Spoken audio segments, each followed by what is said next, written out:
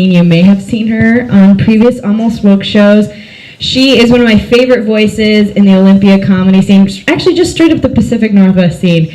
Give some love to Summer Azim. Is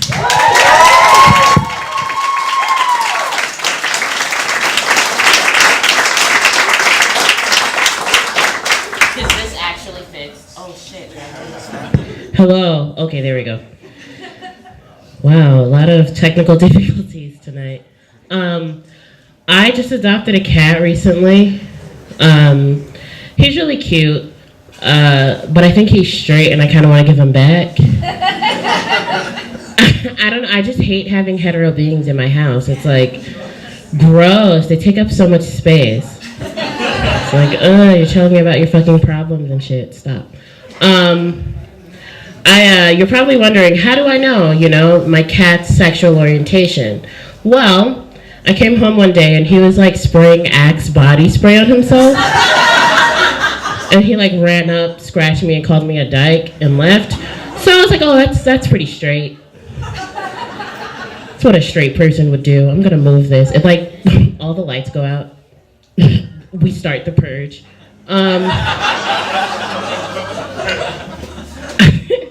I was at home the other day and I was thinking about slogans for at-home abortion kits. You need one, shut up.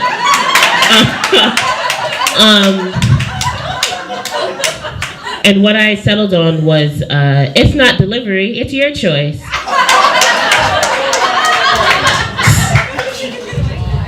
Thank you. Thank you. I just heard like 12 audibles. I like that. Like, hey, that's what I write for. I think that a lot of relationships, or just relationships in general, are like adult adoption. You take someone in from the street, you love them, you clothe them, you feed them, you make them a part of your family, And if you're quiet, because you're probably thinking like, oh, Summer, that's fucked up. Like a relationship is about two people working together to make a great thing happen. Well, I don't really know what to tell you, but you're probably the adopted one in that relationship. You're probably not pulling your weight.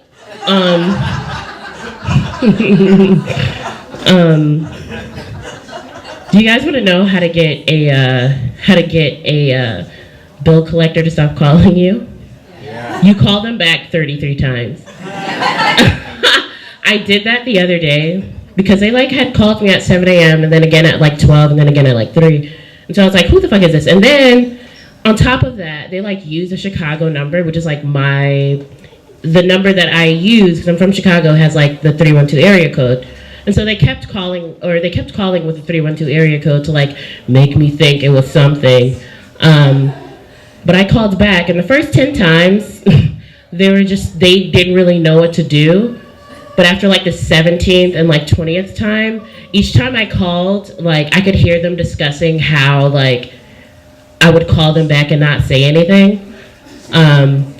And it was fun. It was very fun. I learned a lot about the people that worked there. I talked to Kyle, Brendan, Jordan, and Kaylee.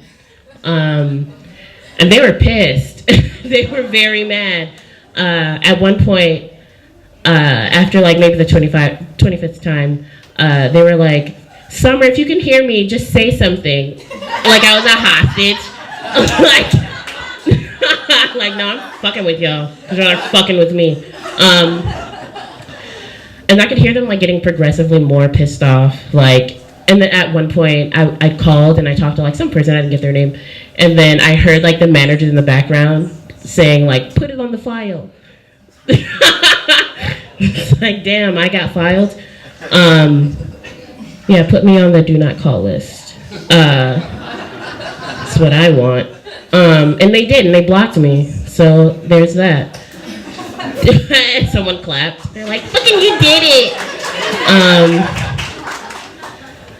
I'm a nanny. Yeah, surprise. Someone like trusts me around their kids. But my biggest worry, I think, in that job is like how I smoke a lot of weed.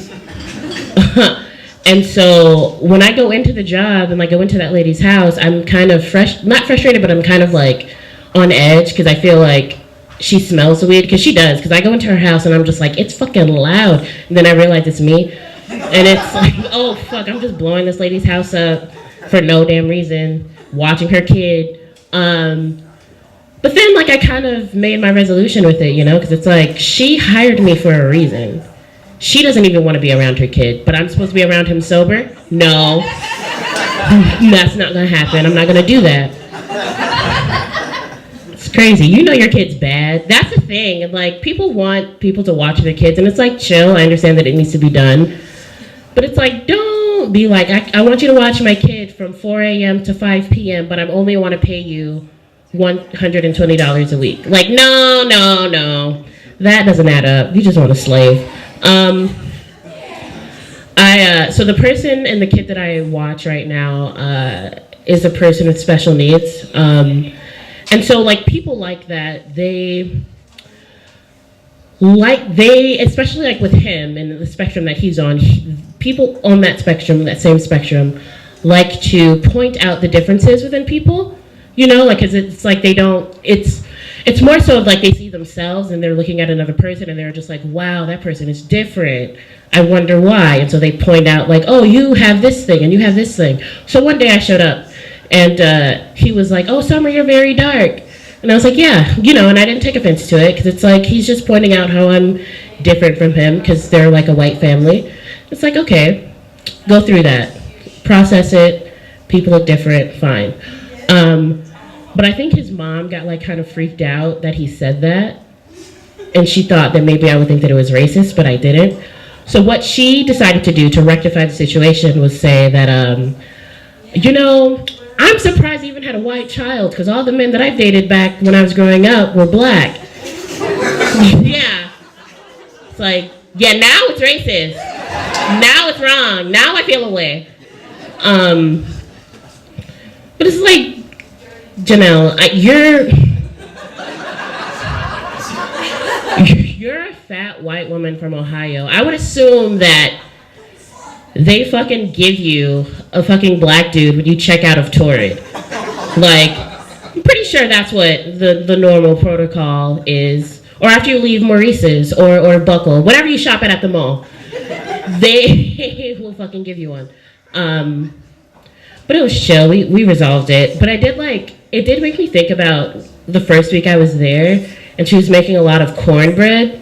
I know it's like so specific, but so like specific. Like it's so like, oh, okay. What you like, chili? Like, is that what you're making all of this cornbread for? Because you're just making a bunch of chili all the time? Is that your favorite food? I don't know. It was good though, so I'm not mad. I was in Portland recently with a friend of mine, and we were outside, like, smoking and, like, talking. And as we were outside, this, like, legion of whites on bikes came up the street and were like, Black Lives Matter! Like, to us, two living black people. It's like, we heard the message. We heard it. We figured it out. I mean, we're depressed, but we kind of, like, realize our lives matter. This feels like something you should be telling your grandfather, Chad, or, you know, I don't know. Y'all clapping, but you won't tell your grandfather. Hypocrites. I think I'm gonna end on this. I'm like so scared. I don't want this to break. Is anyone else like super tired from waking up at 6 a.m. to fist themselves? I'm like all tuckered out. I don't know about y'all. I gotta rest this pussy. I'll see you later.